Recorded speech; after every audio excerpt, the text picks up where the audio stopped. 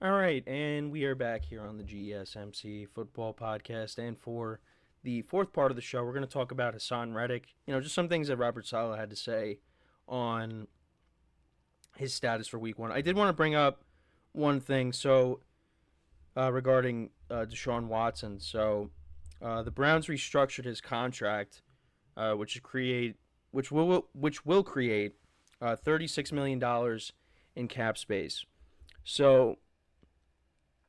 Cleveland converted $44.79 million of Watson's $46 million for 2024 base salary into a signing bonus.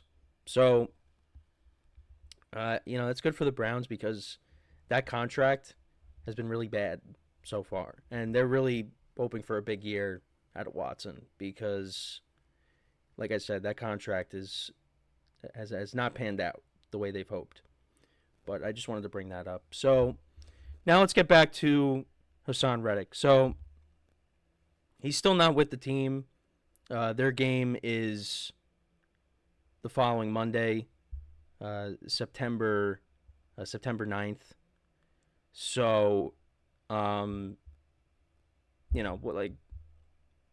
What's going on? Is he gonna report? Is he gonna play? What's going on? The way things are right now, it doesn't seem like that's the case. Now, Robert Saleh seems optimistic that he is going to, there's still time for him to report. But right now it doesn't look like it. So Robert Saleh said, now this is on Tuesday, about the possibility of him suiting up for Week 1. Saleh said, I'm assuming he's in phenomenal shape. He's a veteran. He knows what he needs to get ready. He's had success in multiple buildings and multiple schemes with multiple coaching staffs. So he's going to know what he needs to do to be ready for Week 1. So he still has plenty of time. Also, Saleh said, did it look good? I bet it looked good. Because he was doing drills. In the article, he's doing drills with his personal coach. And Saleh was commenting on that. And they asked if, he spoke to Reddick recently. He said, no, I've just been focusing on the guys that have been here. Now, Saleh says there's still time. It's not really that much time. Not plenty of time. The game is in less than 2 weeks. This guy's got a report. And he hasn't. And it's very odd. I don't think I've ever seen this before where a team trades for a player that, is looking for a new contract. And that player ends up not reporting to that team and is now holding out with this new team. And there's a possibility he doesn't play.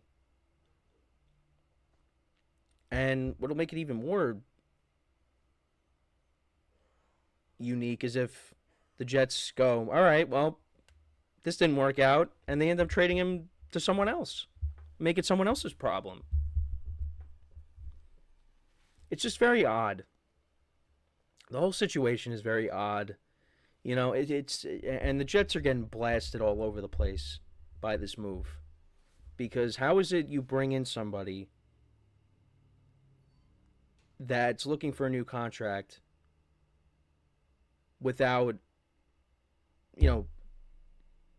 giving him a new contract, and now he's holding out? I don't know. Again, we're not going to know. I don't know what the thought process was. I mean, a lot of people like the move. I like the move as well. That was a position of need because Bryce Huff left in free agency to go sign with the Eagles. So the Jets needed someone to fill in that role. And Haason Reddick, who's an older player, but still productive, the Jets bring him in, and he was looked to be that piece. And he hasn't shown up because of this contract. But again, it's another headline that makes the Jets look foolish. And this is a big year for them. They got a lot of expectations. You're hoping that Rodgers plays more than 4 snaps in the regular season, which I think he will. But fingers crossed, because, again, every time I especially playing the 49ers week 1, every time I'm going to see him drop back, I'm going to, look away. Because I don't want him to get hit and then get hurt. But this is just another distraction. The Jets don't need this right now. And I feel like a lot of people say that exact phrase a lot between Aaron Rodgers and now this. The Jets don't need this. But it's just another thing on their plate that, you got to see Robert Saleh get up there and meet with the media and say, yeah, this is not a distraction. We're not worried about this. We're concerned about the guys in the building. Behind closed doors, this has really got to be eaten at them. Because it's like, can we just get to the season? Can we just not have something come up every 2 seconds? But that's not the case. This is they're going to continue to deal with this stuff. And I don't know what the resolution is going to be. Is Haason Reddick finally going to get that new deal and we're off and running, or is this going to leak into the regular season? It seems like it's going to go into the regular season. And I understand players want to get paid. I get it. Get your money. But at the same time, he's constantly getting fined because he hasn't shown up. So you're losing a lot of money. But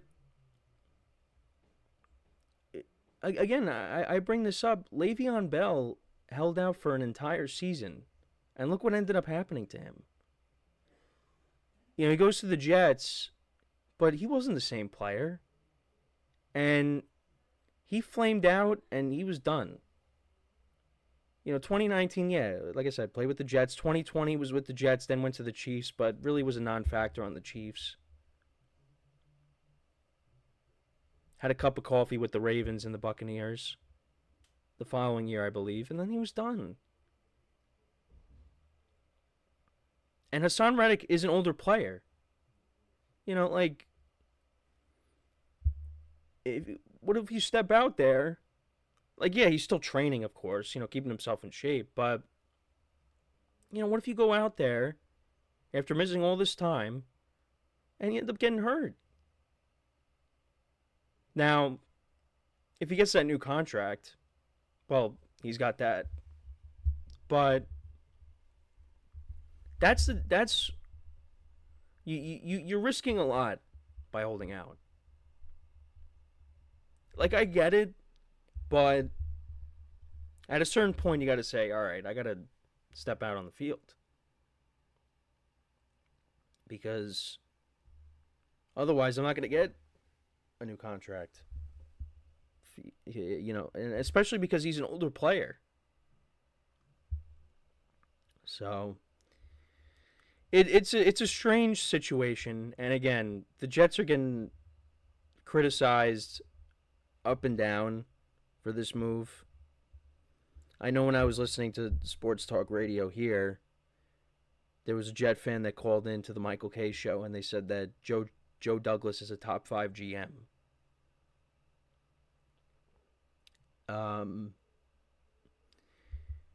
I don't know why he said that. I mean, he believes it, but now that's not to say that Joe Douglas is not a good GM, because he has, look at the draft classes, but the Zach Wilson draft pick, there were a lot of. He also had his misses. And the biggest miss, like I said, is Zach Wilson. So that alone, that decision right there to take Zach Wilson with the number 2 overall pick, that does not make you a top 5 GM. Again, I mean, look, he drafted the offensive rookie of the year and the defensive rookie of the year in Sauce Gardner and Garrett Wilson. But the Zach Wilson draft pick kind of balances everything out. That's just my opinion. Now, again, I don't think he's a bad GM. And I think had the Jets had the number 1 overall pick in 2021, they would have took Trevor Lawrence. And we probably don't even have this conversation. But they got put in a bad spot with that. So, and they really liked Zach Wilson. So, but I don't think he's a bad GM, but I don't think he's top 5. Do not think he's top 5. I mean, we'll see what happens this year. I mean, look, they traded for Aaron Rodgers too, and if Rodgers doesn't get hurt, I think Rodgers getting hurt also, but how are we going to predict that? We had no idea that was going to happen. So we'll see what happens, but the Haason Reddick stuff, they got to hope that he reports and they eventually get something done here. Now, I think even if the Jets don't have him, I don't think it's like the end of the world for them because they still got a very good defense. But he helps this defense. He makes this defense better. And he was supposed to be the replacement for Bryce Huff. If he doesn't report, well, other guys got to step up.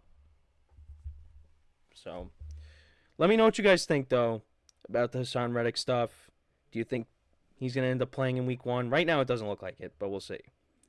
So when we come back from our final break of the show, I'll talk about the NFC East. I'll predict that division, how that division is going to shape out.